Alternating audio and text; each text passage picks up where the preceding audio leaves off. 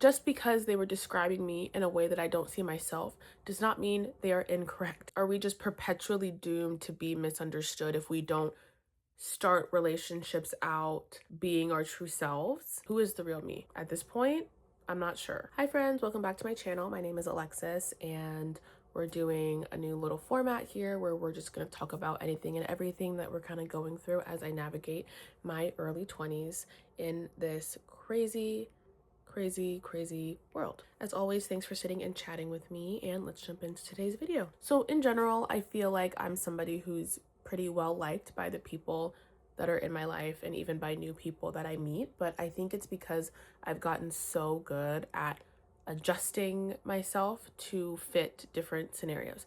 Now, this is different than being able to read a room, which is a very useful life skill. It's more so I'm making these changes so often that I'm starting to forget what the real me is. Who is the real me? At this point, I'm not sure. And if this resonates with you or this sounds like something you also experience, please hop on the train with me to dive deeper into this topic.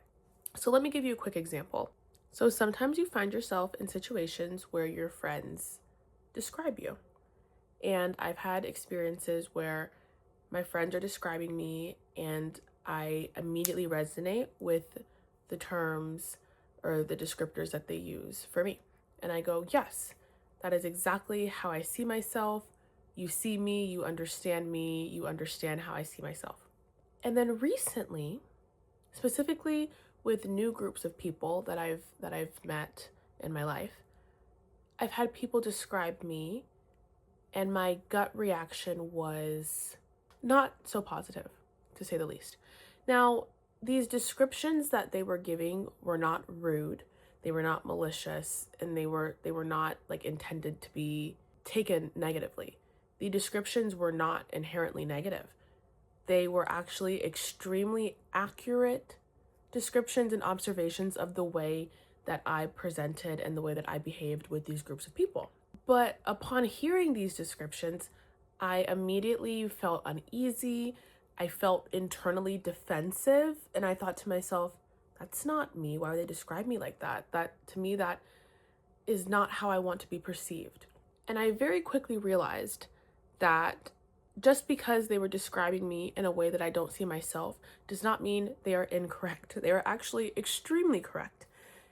They are describing me in the way I was showing up. And what that showed me was that I am not showing up the way I truly want to be showing up in these spaces. So that was the catalyst to this spiral of thinking. Sometimes I think we get into these situations where we learn to present differently with new people. We'll go with new people specifically. A common situation is that people tone themselves down. Maybe they become a bit more passive, they become less opinionated when they're first meeting new groups of people. But the problem that I think we find ourselves in is we present this way, but unless we make a very conscious effort to pivot at some point or to slowly unveil other parts of ourselves, it's very easy to get stuck in that initial pulled back, more passive persona. And then we feel like it would be too weird to make a sudden personality change all of a sudden. And this is how you have this disconnect between how you want to show up and how you're actually showing up with new or certain groups of people. And then you reach this point where you go, okay, this is how they perceive me. I don't think I can change this now because it feels too weird. So now I just have to make peace with the fact that these people are not going to see me in the way I want them to. And then I'm going to have to make peace with the fact that I will just feel perpetually misunderstood by this said group of people.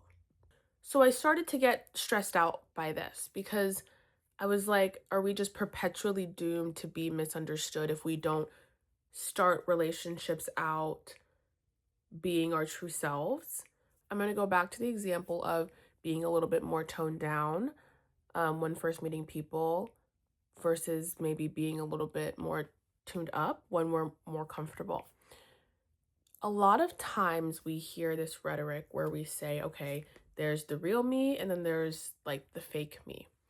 And we have this habit where all the bad traits are the fake me. So, oh, when I'm being shy, that's just not my real personality.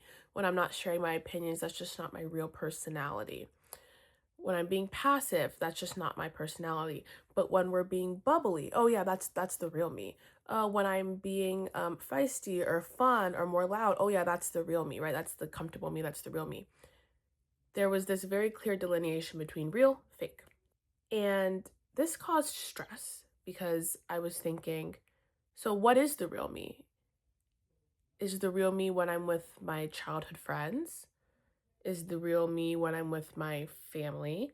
Is the real me only around when I'm by myself and there's nobody to perform for or to chat with and no expectations? And I didn't know. Like, I literally could not figure out for the life of me which one I felt was Alexis. I don't know. But what actually lifted this weight, this stress off of my shoulders was that I think all of that actually is you, me, whoever we're talking about. How you behave in any context in your life is you. There's no real you, there's no fake you, because you're the one doing it. So it's all you. We can't walk around and say that the desirable traits are the real me and the less desirable ones aren't the real me. That's not honest, right? Whether I'm talking to friends I've known my entire life or I'm talking to some stranger I just met on the street, it's me talking.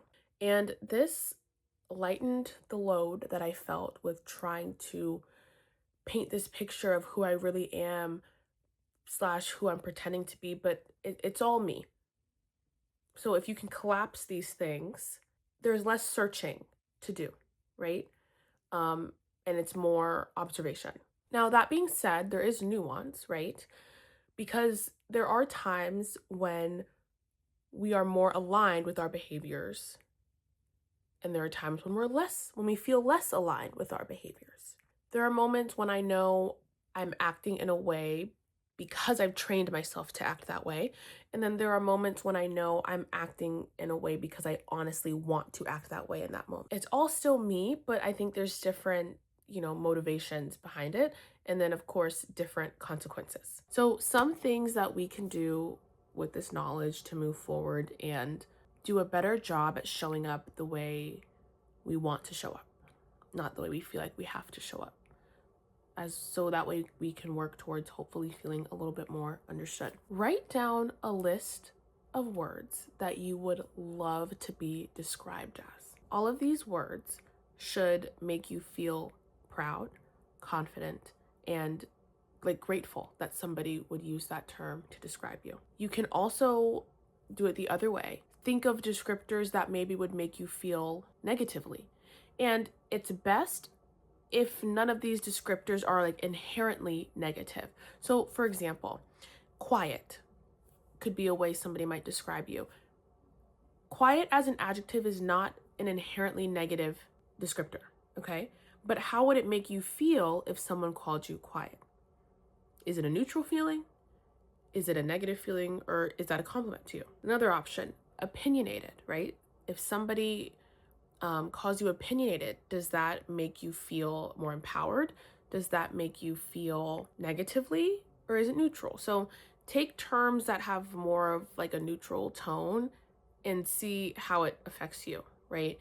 And that'll really kind of show you very clearly how you want to show up and how you want to be perceived in this world. The next thing to always keep in mind is that if someone describes you in a way that does not resonate with you, they describe you in a way that you do not see yourself, and there's a complete disconnect, it doesn't always mean that they misunderstand you. Sometimes they are literally just describing the way that you show up in front of them. And that's tough when the way you're showing up is not how you'd like to be perceived. But the silver lining of that is it puts the ball in your court and you have the power to change the way you show up. Therefore, you have the power to change the way you are perceived, and therefore you have the power to increase the likelihood that you are understood and seen by the people in your life. And please, please, please remember, there's no real you, there's no fake you, it's all us. Everything we do is us. But we have the power to change what we do, how we show up, and therefore how we are seen. And with that, hopefully after this video, you might feel a little bit more seen and understood, and how you might feel misunderstood by others, or just in this world in general. But thank you so much for sitting and chatting with me. Let's comment down below some terms that we would like to be described as we work towards doing our best to make sure that we show up in that way in the different spaces we enter every single day. All right, I'll talk to you guys later, and I love you guys. Bye.